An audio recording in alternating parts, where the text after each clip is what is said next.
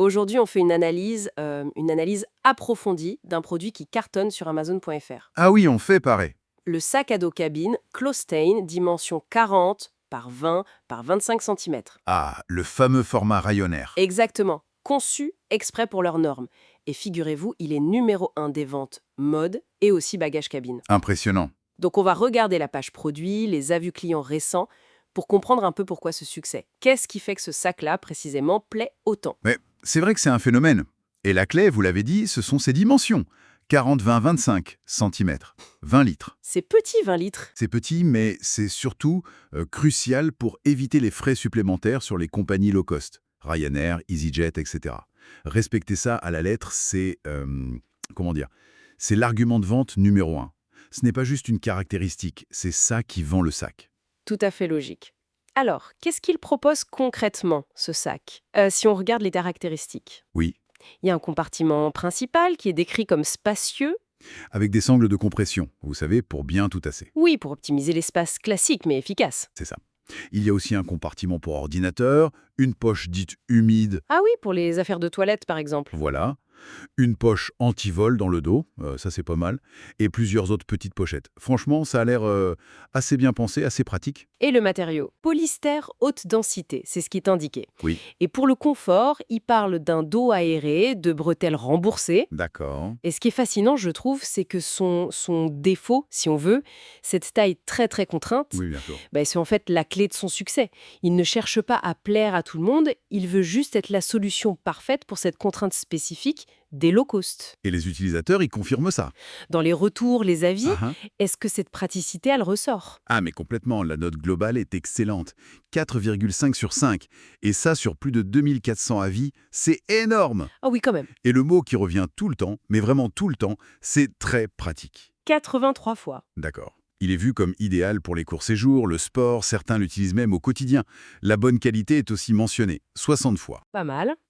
Et la grande capacité de rangement, malgré la petite taille globale, grâce à tous les compartiments, ça aussi, 60 mentions. Intéressant. Sans oublier le bon rapport qualité-prix, 16 fois. Et le confort, 10 fois. Il y a un commentaire qui résume bien. Parfait pour tous les jours, sport, promenade et voyage. Voilà. Donc, un plébiscite pour sa praticité dans ce format très précis, mais est-ce qu'il y a quand même des gens qui le trouvent trop petit? Forcément, non? Oui, oui, bien sûr. Et c'est là que ça devient intéressant. Ça confirme un peu ce qu'on disait. C'est-à-dire?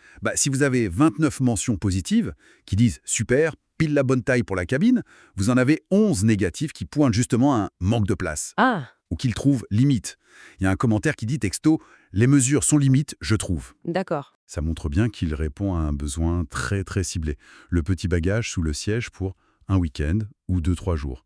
Ce n'est clairement pas un sac pour partir 3 semaines aux vacances. Donc les critiques sur la taille, finalement, elles valident sa raison d'être. C'est un peu paradoxal, mais Logique, exactement. c'est ça. Et les avis les plus récents de mai 2025, par exemple, ils disent quoi? Toujours pareil? Tout à fait. On a des retours de France, d'Italie, d'Espagne, du Royaume-Uni, d'Allemagne, et c'est très élogieux dans ce cadre d'usage précis. Par exemple? Antonio, en Italie, qui dit « vraiment excellent ».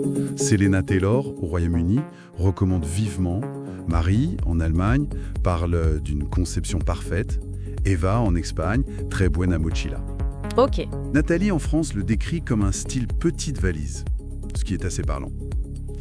Et un certain monsieur Lightfoot, au UK, note qu'il est well-made, bien fabriqué, et il mentionne la poche imperméable. Donc tous semblent l'apprécier pour ce qu'il est. Une solution optimisée pour ses contraintes low cost. Précisément. Bon, c'est très clair. Pour résumer, on a un sac hyper spécialisé, vraiment taillé sur mesure pour les dimensions Ryanair et autres. C'est ça. Son succès vient de là, sa praticité, ses nombreux rangements, son bon rapport qualité-prix dans ce contexte. Exactement. La capacité limitée, c'est pas un défaut, c'est la conséquence logique de sa fonction première. Et c'est ce qui séduit sa clientèle.